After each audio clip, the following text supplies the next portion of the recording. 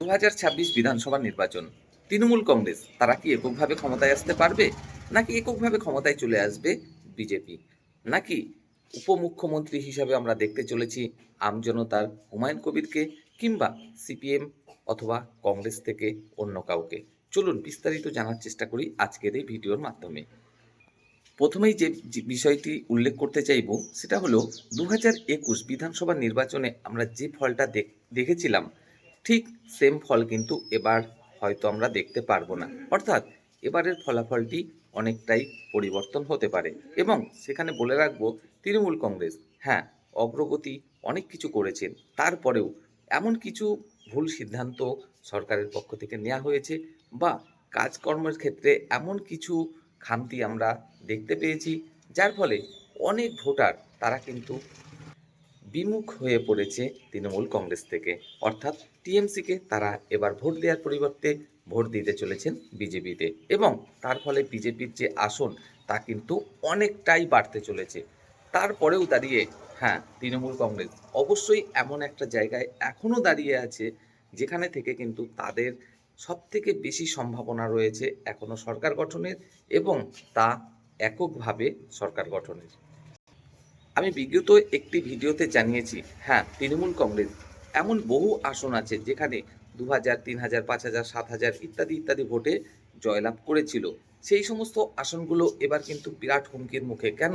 হুমায়ুন কবির তিনি কিন্তু প্রার্থী দিতে চলেছেন সেই সমস্ত আসনে, এবং সেখানে যে ভোটগুলো তৃণমূল কংগ্রেসের পক্ষে পড়েছিল সেখান থেকে বহু ভোট এবার হুমায়ুন কবির কেটে নিতে চলেছেন। আর স্বাভাবিকভাবেই সেই সমস্ত জায়গায় কিন্তু বিজেপি ফায়দা লুটতে পারে, লুটবেই ফায়দা, এমন কোনো নিশ্চয়তা নেই, তবে সম্ভাবনা যথেষ্টই রয়েছে। এবং সেখান থেকে মনে করা হচ্ছে তৃণমূল কংগ্রেস তারা কিন্তু প্রচুর আসন এবার হারাতে পারে, যেটা কিনা 60-70-এও পৌঁছে যেতে পারে। তারপরেও দাঁড়িয়ে আমরা দেখতে পাচ্ছি তৃণমূল কংগ্রেস যদি 60খানা আসন মতো হারিয়েও ফেলে এভাবে, তারপরেও তারা কিন্তু এককভাবেই সংখ্যাগরিষ্ঠ দল হিসাবে সরকার গঠন করার মতো জায়গায় রয়েছে। আর যদি আসি বিজেপির প্রসঙ্গে, তাহলে বলবো তারা যদি আরও 60খানা আসন বেশি জয়লাভ করেও ফেলে, তারপরেও তাদের এককভাবে সংখ্যাগরিষ্ঠতা কিন্তু আসছে না। অর্থাৎ বিজেপির সরকার গঠনের সম্ভাবনা এবারও কিন্তু নেই।